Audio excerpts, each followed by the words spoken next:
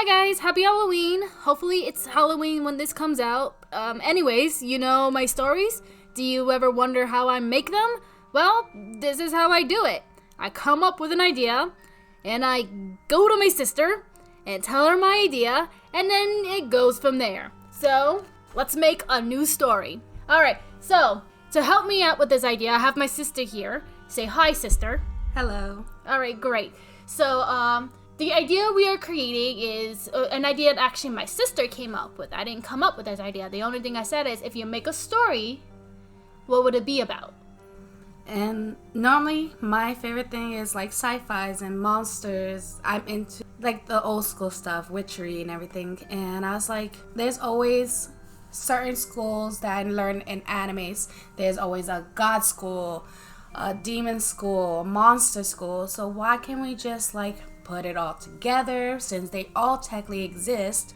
And the same thing with very typical anime. There's always some humankinds who just doesn't like them. Well, when I remember, I see like some monster like based shows.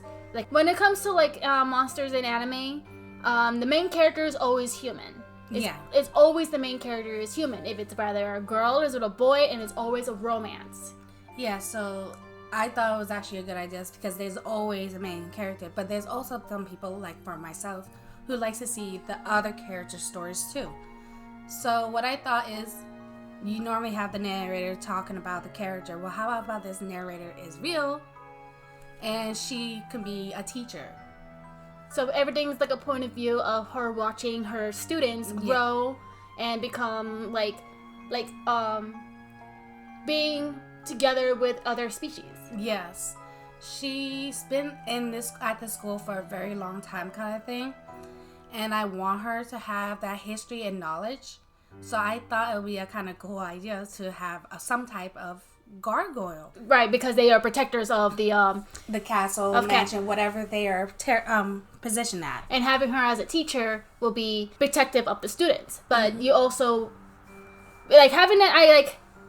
having her fusing with another monster too, like having her be in a mixed breed so she could be more connected with students who are also not pure monsters. Yeah, I'm normally that type of person. You already know that. I love mixing up creatures. Oh yeah, it's so cool, fusing them together. It's like some of them don't make sense, but then it makes perfect sense in a way of their abilities. Oh yeah. So I thought it was humor, and you actually agreed on this, is mixing a gargoyle with a gorgon. Yeah. Since they're already stone, why can't they just be the ones making the stones? Yeah. They can turn themselves into stone, and they can turn everybody else into stone, and they can have two alternate forms of having like a snake with wings, and that would be freaking terrifying. It's even worse. They can camouflage in their own work. Oh yeah.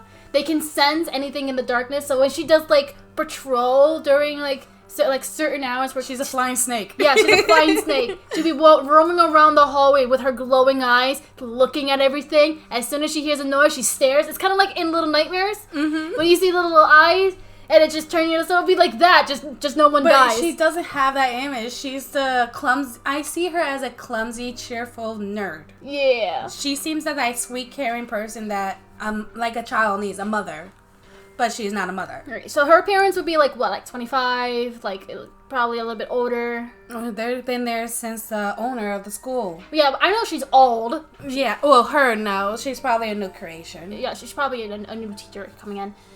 I know she being literally older than she looks, but physically she will look like a young teacher. Oh, of course. I would say she would probably be middle of 26, maybe 30 years old. Okay. She still has that young child kind of experience to blend it with the kids and everything, so that's why they feel comfortable with her. Oh. But because she is knowledge, she likes to learn, she likes to, she's just a very interesting teacher. I think it's more specific, she's a history teacher kind of shit. Alright, she's a homeroom teacher and a history teacher. Yeah. Alright, cool. So what about the students? Oh, the students, that was an interesting thing because there's some students that can stand the day, some cannot stand the night, and some can stand the night and some can stand the day. So it was an interesting thing, but I do have an idea of a couple of students we could start off with. For example, let's say Em and Gingy. Okay. I love them. All right. The characters Em and Gingy are a witch and a slime, and they're sisters, but not really sisters. Yeah, technically, Gingy is a witch. Well, she's a wicked.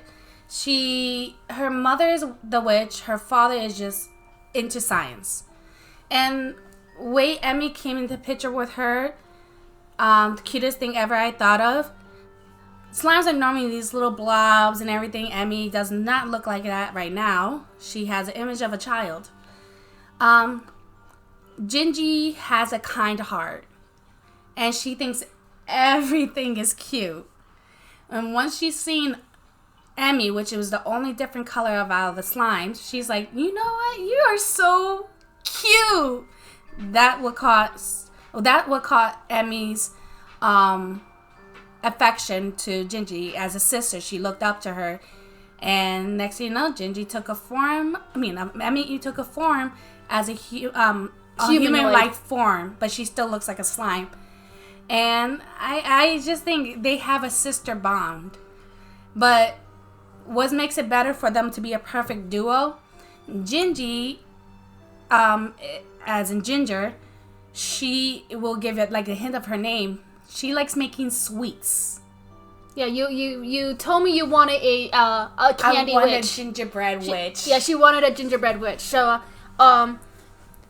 it was hard to like try to figure out how to make her like unique without making her look like I was copying with someone. So she had a huge inspiration from Ginger from Ever After High, just without the pink hair, and looking at every other candy base. And also bringing up the history of Hansel and Gretel, we also have to look up something. Yeah, the gingerbread witch, but most importantly, the cookie queen from the cookie festival thing from the Silly Symphonies that Disney has. Yes. So I heavily rely on the color scheme on her.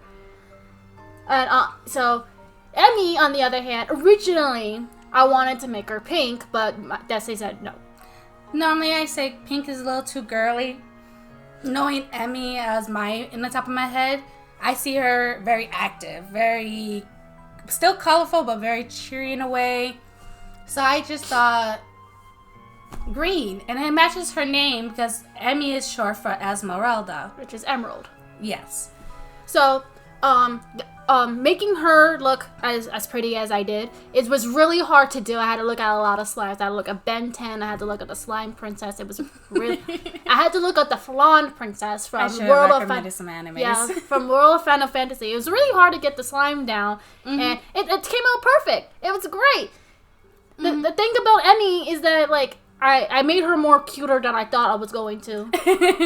No, you made it the way I exactly imagined her as. I didn't want her to change completely into a human or completely into a blob of slime. I want her to have the courage and the thought that she could do whatever she wants if she puts her mind into it. And she turned herself to socialize with other people. She learned their language. She's a very intelligent kind of person and probably one of the strongest creatures of slimes.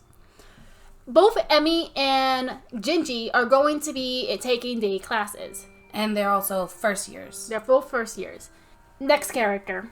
Other characters you create, which is... let's go with Olivia. Okay, Olivia was originally my character I created a long time ago. I just didn't know what to do with her. So I suggested to give it to my sister, and my sister agreed. With Olivia, she's human-esque, but not really. She's an homunculus. She lived for a very long time. She doesn't really remember what happened to her. She just knows that she lived for a very long time. And she knows she was made to do something which she did not feel comfortable about the idea. Well, will lead to meeting another character into our story too. When it comes to Olivia is like very happy, very helpful, loves to like, to not involve in other people's problems, but be supportive when people need help. But she also is unaware of her own feelings, and doesn't know what to do with herself in the future. Olivia has lived a very long life, and she still doesn't know how to learn her limits and boundaries. She also doesn't know how to live. Yeah. Through her entire life since she was created, she's been forced to go into war. Interesting ability of hers, her strength is stronger than the human beings. Yes, her speed is faster. She's like technically a superhuman. But the most interesting thing about her, and she takes it as a humor like it's normal, is when her body parts get cut off. Yeah, when she loses an arm or a leg, everybody panics and says, "Oh my gosh, she died! She died! She died!" No, she's like putting herself back together while everybody panicking. Is like, why is everybody on a rampage? It's like, just give me a hand. Give me a hand. Literally, give me my hand. I'm fine. People, don't freak out. I am fine. I'm like, that's one of her unique abilities. She can't die. Yes. Magic doesn't affect her. Most monsters' attacks cannot hurt her. She can barely feel it. The only monster that probably can hurt her is probably the slime. By dissolving her. But at anything, it kind of just tickles. She can come back. She's fine. It takes a while. It takes they take most of the skin, but as soon as it reaches the bone, it stops eating. Yeah, because she's already starting regenerating. Yeah. She already starts to regenerate, so it's like an endless meal for a slime, and she's just there. Like a bubblegum. Yeah. It's not like an endless suffering to her, because after a while, she doesn't feel anything. Uh-huh. So she's completely fine. So she walks around like a skeleton if Emmy ever accidentally eats her. Mm-hmm. But most of the time, her body cannot be consumed by monsters because it could be like poisonous to them, because she's literally made to not be like killed by a monster or something like that. But a lot of herself is still unknown. So, and she doesn't even know where she came from. She just knows she just woke up after like something, like I guess a long walk, and she's just like as if she just gained consciousness one day, and she's like, what do I do? What am I gonna do? And she lived like hundreds of years for that, and considering that she doesn't age, she like humans didn't trust her despite her being human herself, because people don't know what she is. Yes, and everybody's terrified her, but of course, later on, like every anime, she will make friends. Yes. Some people in the world, and like now, will accept the person, whoever they are. And the first person she made friends with is with her adopted brother, Ethan. Oh my god, I love Ethan. Ethan is like a little imp. He is technically an imp, but he's like a demon / god or something. He's half demon, half god. And we could go in more details on what his parents are, but let's just say this. They're both high ranks of where they're at, and they're both in the comment of mischief, chaos, and everything in that category. Yeah, so he's just a bad luck. Yeah. Now, on his default, the parents didn't... It was like a one night stand kind of thing. It was not supposed to happen. Yeah, he's an oops baby. But he had a very rough childhood. His parents abandoned him once he was born and went their separate ways, and the village did not accept him whatsoever because of his parents, what they did in the past. So he is getting punished for their mischief, like the chaos, the basically a god who thinks they're better than anyone else, and a demon who just likes to like to trick everybody, that messes with everybody and unoccasionally hurt them. So yeah, he's the child of that product. Yeah, they're going to put all their anger and frustration on this child, and I hate animes when they do that though. But at least what we're doing to him, it will make him forcefully do what they say he is.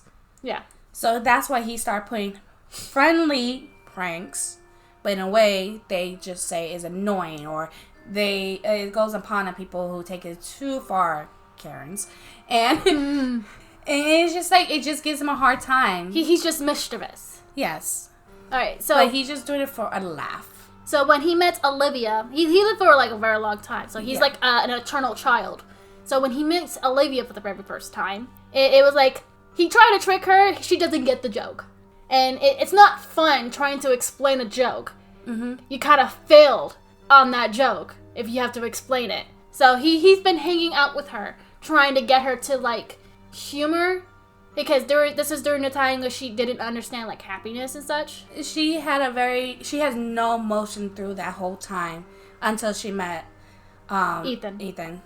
So he tried. He finally gave up and accidentally did a joke that actually made her giggle a little bit. Yeah, it was like a pun. He said, and it's just like, ha ha ha, I got it. And he's like, out of anything, a pun made you laugh. I'll take it. And they just had the laugh of a century. Like, a weight was lifted off their shoulders. Olivia felt bad for him and said, how about you go on the road for me? Because no one wants you here, but I want you. Yeah, since you're like a kid, you can't really take care of yourself. And I don't want to go by myself. So, you want to come? Like, I don't know. Humans don't last very long. Like, how about I be your first friend? Like, you're my first friend. And that just hit the point of him. Because he doesn't have anybody. Yeah. He will still be apprehensive because she's human and humans don't live very long until he kind of realized that she's kind of different. Until he sees her die for the first time. And he did freak out. Like his true powers were starting to come out. And then she kind of like secure him with her half-dead body. Like, I'm fine. Don't worry about it. And he kind of looks at her funny, like, he's holding her head or something. Her head got decapitated, and the body's still protecting. And she just talks to him calmly, like, hey, can you put my head back on my body really quick? Like, nothing's going on. Like, he's panicking. Like as if nothing happened. And he's like, and he didn't like it because it seemed like this is something that she should have told him. Yeah. And he got upset because if he knew that she can't die, he wouldn't have feel this anxious feeling. But it's not her fault anyway, because in the back of her mind, this is normal. Yeah, she probably thought like this is okay. I don't believe she ever like is aware that humans actually die at that point until. No, I don't think she's aware, especially she's the one who's doing the killing. Yeah, so she's just waiting for them to come back up and let's play again kind of thing. Like she's unaware until she's actually seen them die, and she realized, oh, I am different. Why? It does break her later on until she meet Ethan. Yeah. She was at the edge. Yeah, and Ethan is hard to kill too. Only Pacific weapons can kill him. So he's immortal and she's immortal. So them being together, being like brother and sister, having the only family each other has, is a very heartwarming thing. Mm-hmm. But adding them to go back into the whole war thing of the travel, he does end up in the fights and all that stuff. Yeah. But lucky of his abilities, he can get away from things and hide and stuff. Yeah. But I guess it made him worry when they met their next new friend. Since they were supposed to be enemies. Yeah.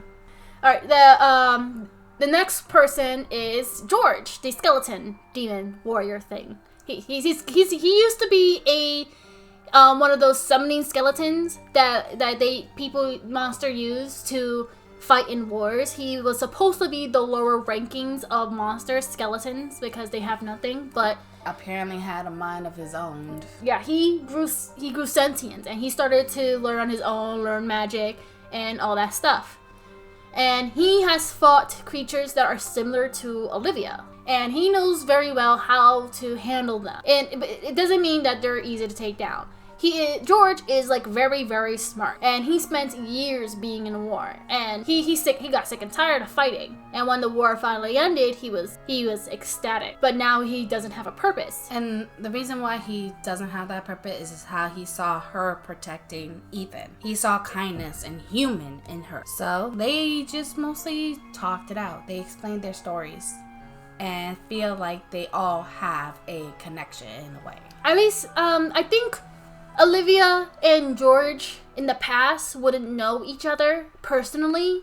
He probably vaguely see her protecting a child, a demon child, something that she should have been killing. Mm-hmm. So so seeing her, someone who is not supposed to protect a monster, seeing that like she broke out. So there's a way to get out of this because he's also trapped. Despite having consciousness, George is still connected to the person who created him. Yeah, because he's created by magic like she's created by science. Yeah, so if she can break out of her control from the humans, is there a way that I can break out? So he spent the next 100 years trying to figure out how to break this connection so he can do whatever he wants and not fight in this war. He's sick and tired of killing. He's sick and tired of fighting. He wants to do whatever he wants, which is mostly nothing. So they both, Olivia and Ethan, explain the way they want to get back to enjoying themselves. They want to go to school. Yes. And that's when George said, I'm going with you. I think it's kind of, because I think it differently. I think they would have, like, George would have met Olivia again in the school instead of going with them to the school, because having Olivia and Ethan knowing each other for 100 years before going into the school, and then George, the same thing. They have not, that was the first time he's seen them, and then hundreds of years until he finally figured out how to escape, and then when he spent another few hundred years trying to figure out what to do with himself, he discovered the school, and so he goes to the school. So he will spend, and that's when he meets Olivia again. Olivia has no idea who he is. Yeah. But George knows who she is. What she is, at least. Knows very well of the things she has done. Well, she didn't really hide who she was. She doesn't remember the things she has done in the war.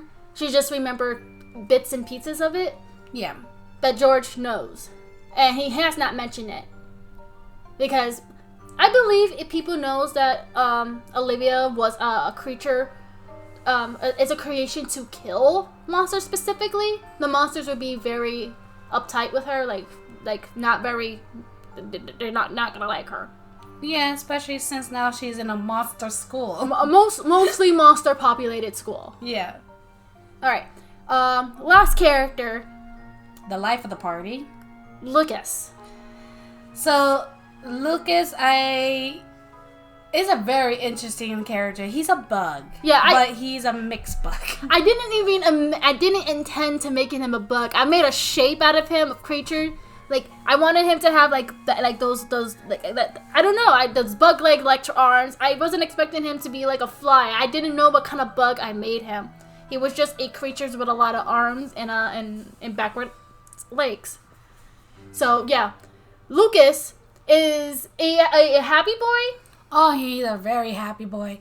He's a very another friendly character, but he's the one that said, he's the life of the party, wants you to have fun and enjoy yourself, and then pats you in the back saying, buddy, you had enough, you gotta go. Yeah, he's basically he enjoys the fun for the sake of fun. He likes a good time and a good vibe. But when there's things like people are fighting or some negative energy, he does not like that. He either tries to fix it, but if there's no way to fix it, he kicks him out.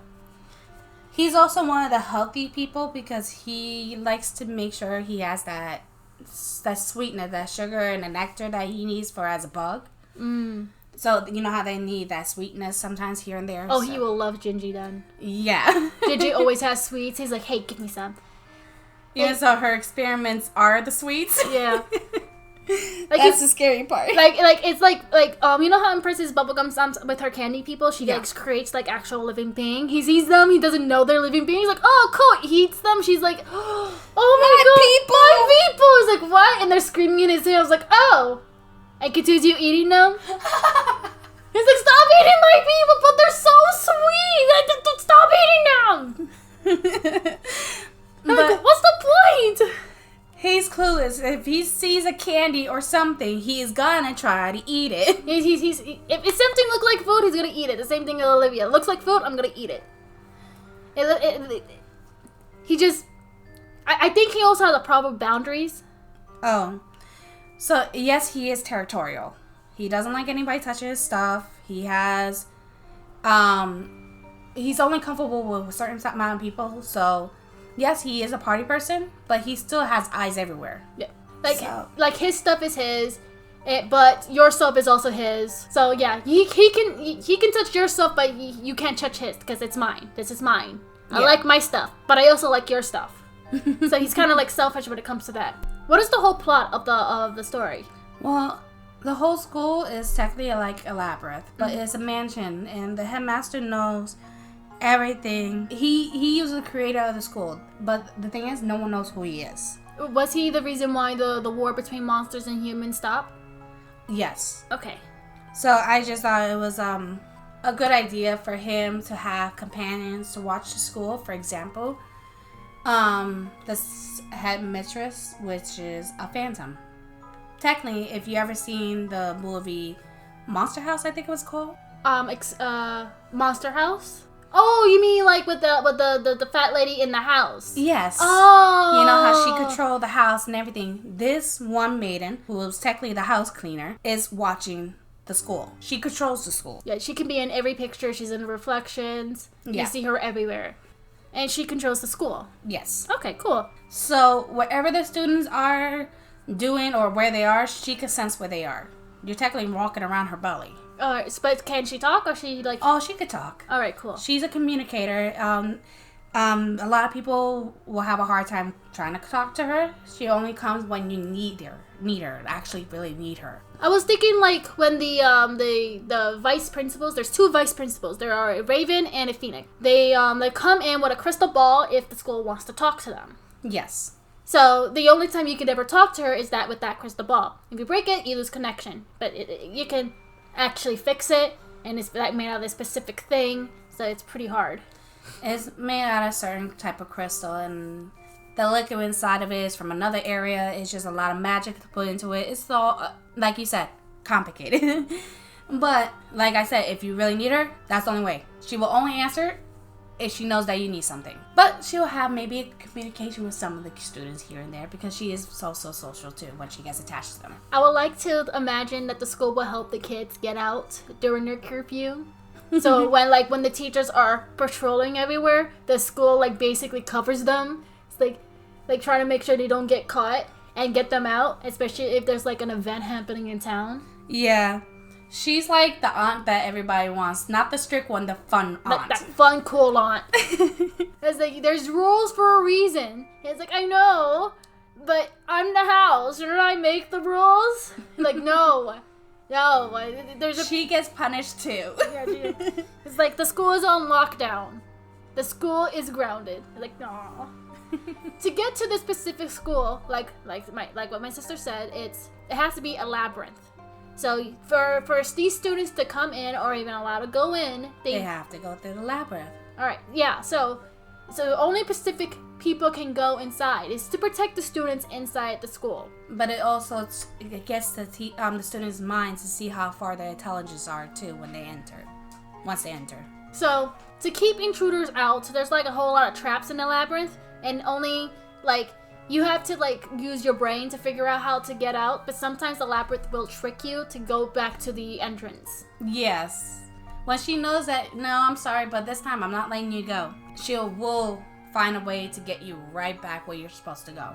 Sometimes she will lead you away, give you like more subtle hints if people can't get it right, and others, like she will like go out of her way to purposely sabotage a person. Yes. No, especially if it's someone who is going to attack the school. So yeah, but the whole labyrinth thing is a lot more like easier and cool. Is there anything else you want to talk about? Well, we still have to be specific of the vice principals. Oh, the Raven and the Phoenix, right? The Raven and the Phoenix are a couple. They were there since the headmaster. Headmaster. Thank you. I said headmistress, but stopped saying headmaster. The headmaster. They were with him since then, along with the school. So only the school and the birds know what he looks like and know what he is, but they never mention it. So Soul, the Phoenix, is the vice principal, and he pay attention to the majority of the day classes. And the students who are in the day classes are Gingy, Emmy, and Lucas. Mm-hmm. And then there's his wife, Luna.